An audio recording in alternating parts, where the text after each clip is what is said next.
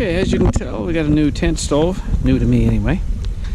And I took this out today to give it a try, see if it worked okay, see if the chimney system worked okay, and it does seem to be working fine. My plan is to use this tent stove a little later. I got a little project on the go with a fishing hut actually. I'm going to try and transform the fishing hut into a hot tent. You guys got to tune in to another video for that. But in the meantime, we're going to have a boil up here now on this stove and throw something in the pan and have something to eat. Beautiful day. Unbelievable.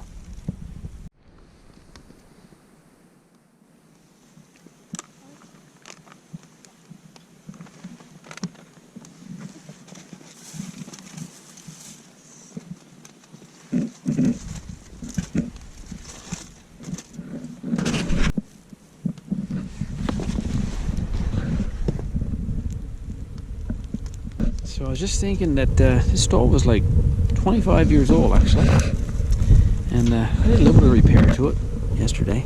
Put this little damper on there, you know, for sliding that open and letting more air in. Put a rivet here in the door.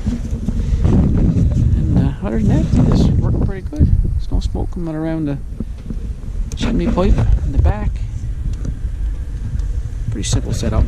Just threw a couple of sticks down there, and the frame sits around those sticks, and way to go. Of course, getting another couple lengths of pipe here. I didn't bother with that today. Here. Yeah, this is your guys. And there you go. Thank you. You're welcome. Oh, that was pretty good. A double bite.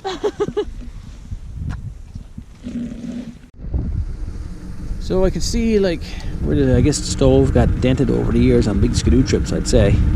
It's not flat. So you can see it under the kettle there.